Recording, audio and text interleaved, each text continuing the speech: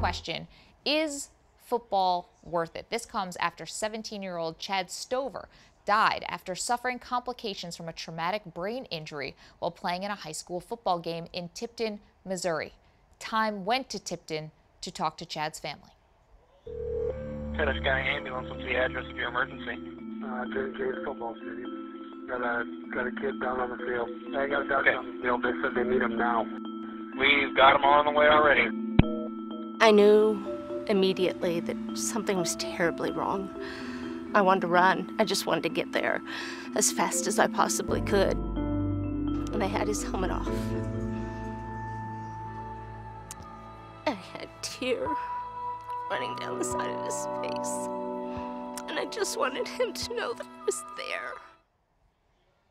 Very powerful video there. Chad Stover's story. The man who wrote that story, Sean Gregory from Time.com, Time Magazine, is here along with the editor of that story, Ben Goldberger. Aaron Nagler is our NFL analyst for SI Now.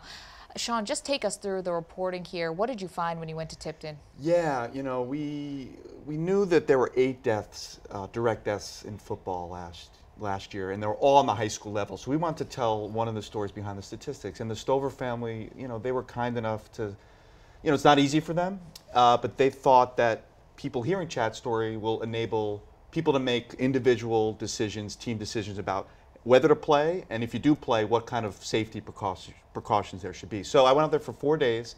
The Stover family, actually 5 days, the Stover family was incredibly open, incredibly, you know, they let me in and gave us a chance to share this story. It's the smallest of small towns, you know, like right smack in the middle kind of Missouri, right off of, you know, a U.S. highway in the middle, kind of not much around, an ag town, and it's a Friday Night Lights town.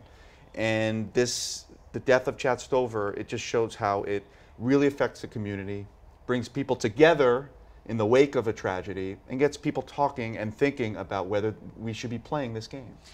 How, Ben, are the people of Stover and other people, football fans from the high school level, even all the way to the pros, how do they reconcile their love of football and what it gives the community with the darker reality of some of its downfalls? It's one of the most challenging things, and it's incredibly hard to do. And the Stovers, in some way, are a perfect example of just how hard it is to make sense of all that football offers with what it can potentially take away.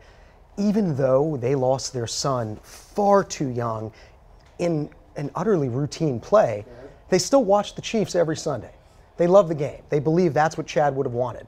And until this year, they were the team parents who organized the post-game dinners. I mean, they really felt, I think one of their lines was something about how it bonds community like nothing else can.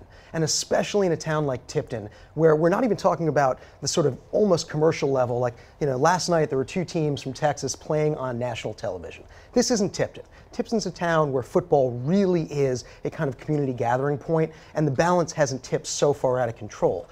Yet even in a place like this, where you're not dealing with the sorts of kids who are likely to go on to play in the SEC or even any smaller level of college, it shows just how dangerous the game can be.